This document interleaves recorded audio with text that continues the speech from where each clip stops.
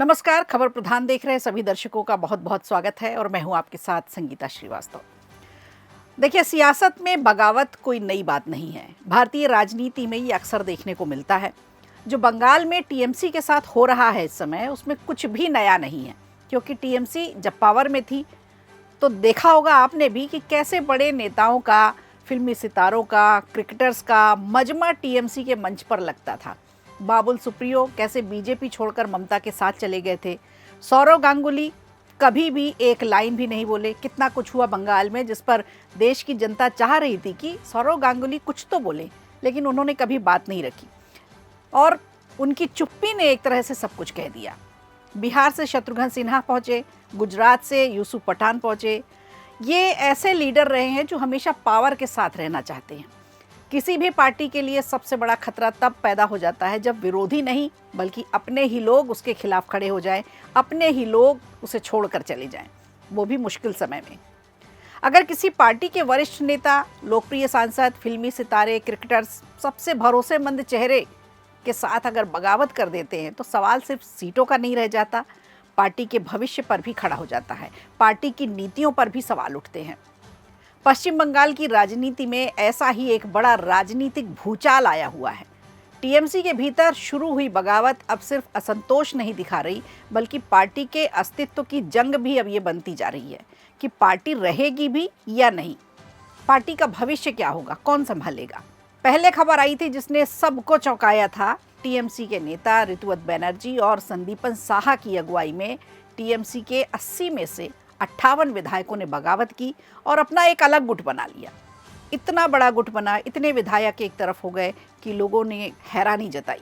इतनी बड़ी संख्या में बगावत तो शायद ममता बनर्जी ने भी नहीं सोची होगी। सूबे की पूर्व मुख्यमंत्री और पार्टी की अध्यक्ष ममता बनर्जी इस झटके से अभी उबर भी नहीं पाई थी कि राज्यसभा के सांसदों का इस्तीफा आना शुरू हो गया और फिर पार्टी के 19 लोकसभा सांसदों का एक पत्र सामने आया जिसमें कथित तौर पर 18 मई को स्पीकर को भेजा गया था। इस पत्र में 19 सांसदों को एक अलग गुट के रूप में मान्यता देने की मांग रखी गई है और अलग से बैठने तक की मांग की गई है।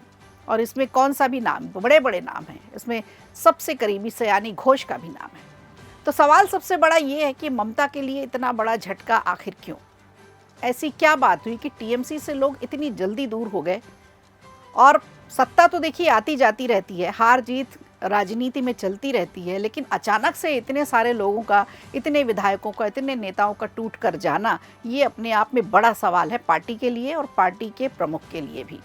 अगर ये पूरा घटनाक्रम वैधानिक रूप से मान्य हो जाता है, इसे मान लिया जाता है, तो ये टीएमसी के इतिहास का सबसे बड़ा विभाजन होगा। इस बगावत की सबसे खास बात सिर्फ संख्या बल नहीं है, बल्कि इसमें शामिल चेहरे भी हैं। बागी सांसदों में ऐसे ऐसे नेता शामिल हैं जिन्हें कभी ममता बनर्जी का सबसे भरोसेमंद सिपाही माना जाता था। क्रिकेटर से सांसद बने यूसुफ पठान, अभिनेत्री से सांसद बनी सयोनी घोष, वरिष्ठ सांसद काकोली घोष, शताब्दी रॉय, रचना बनर्जी, दीपक अधिकारी जैसे बड़े लोकप्रिय चेहरे हैं जो अक्सर ममता बनर्जी के साथ आगे पीछे उनके दिखाई पड़ते थे।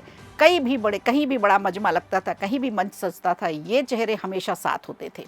तो सबसे पहले सबसे करीबी लोगों ने ही उनका साथ छोड़ा। इनमें से कई नेताओं को तो ममता बनर्जी ने खुद राजनीति में आगे बढ़ाया था। पार्टी के स्टार चेहरे के रूप में उनको जगह मिली। पुराने संगठनात्मक नेताओं के एक साथ अलग रास्ता चुनने के बाद अब देखिए ये साफ हो चला है कि नेतृत्व में उनका भरोसा अब खत्म हो गया है। ममता बनर्जी पर उनको विश्वास नहीं रह गया।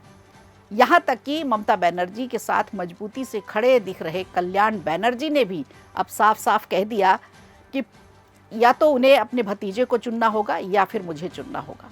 या तो अभिषेक बनर्जी उनके साथ रहेंगे या फिर कल्याण बनर्जी रहेंगे। इन दोनों में से किसी एक को ममता बनर्जी को चुनना होगा। ऐसे में ममता बनर्जी के पास अब भरोसे के ज़्यादा लोग दिखाई नहीं दे रहे, उंगलियों में भी नहीं है भरोसे के लोग। तो क्या सचमुच ममता दीदी की पकड़ अपनी ही पार्टी में खत्म हो चुकी है? टीएमसी एक ऐसी पार्टी रही है जिसकी पूरी राजनीतिक पहचान ममता बनर्जी के इर्द गिर्द ही घूमती रही। टीएमसी का चेहरा ममता बनर्जी ही हमेशा से रही हैं। वो भी कांग्रेस पार्टी से ही टूटकर बनी थी। जिस तरह से आज ममता बनर्जी के विधायक टूटकर एक अलग दल बना रहे हैं, इसी तरह से कभी ममता बनर्जी ने भी कांग्रेस पार्टी से टूटकर अपनी एक टीएमसी बनाई थी, तृणमूल कांग्रेस बनाई थी। आज उनके साथ वही हो रहा है।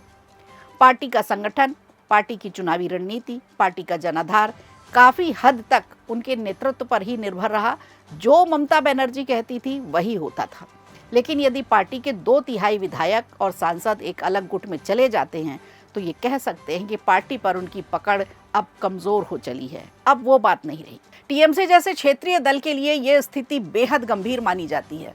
ऐसा किसी भी दल के साथ होगा, किसी भी क्षेत्रीय दल के साथ ये होता है तो उसके लिए स्थिति गंभीर बन जाती है, क्योंकि ऐसे दलों का आधार अक्सर एक मजबूत नेता पर टिका होता है।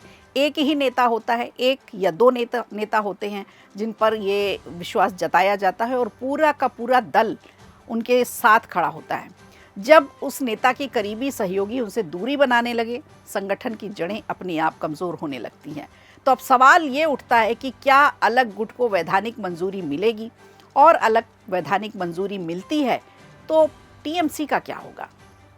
संविधान की 10वीं अनुसूची है जिसके मुताबिक भारत के दल बदल विरोधी कानून के तहत किसी भी राजनीतिक दल के विधायकों या सांसदों का अलग गुट तभी कानूनी सुरक्षा प्राप्त कर सकता है जब उसके साथ कम से कम 2/3 सदस्य हों।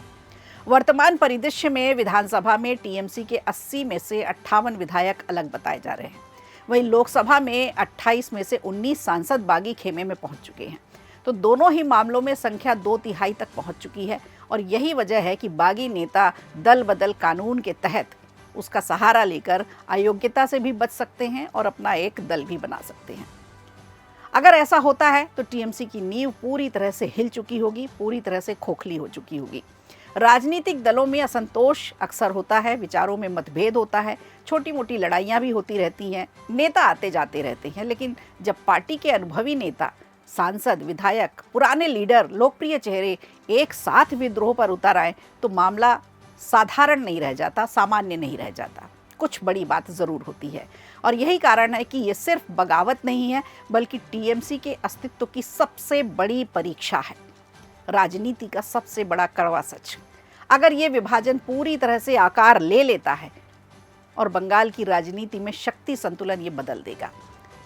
वहीं अगर ममता बनर्जी हार को स्वीकार कर लें, जो अभी तक मानने को तैयार नहीं है कि हम हार चुके हैं, अगर वो अपनी हार को स्वीकार कर लेती हैं और बीजेपी को कोसना बंद कर दें तो पार्टी को वो फिर से संभालेंगी, तो संभव है कि संकट को संभाल सकती हैं। जो पार्टी में इस समय संकट आया हुआ है उसको मजबूती मिल सकती है। हालांकि ऐसा होना मुश्किल है। ममता बनर्जी के जिस तरह के तेवर हैं उस तरह के तेवरों के साथ ममता बनर्जी हार स्वीकार करने की स्थिति में नहीं है। अगर ये हुआ तो उनके सियासी करियर की सबसे बड़ी ये उपलब्धि कही जाएगी। मुश्किल हालातों में पार्टी अगर संभल जाती है तो ठीक, वरना टीएमसी के भविष्य पर प्रश्न चिन्ह तो लग जाएगा। वीडियो अच्छा लगा हो तो लाइक कीजिए, शेयर कीजिए और कमेंट बॉक्स में हमें ज़रूर बताइए।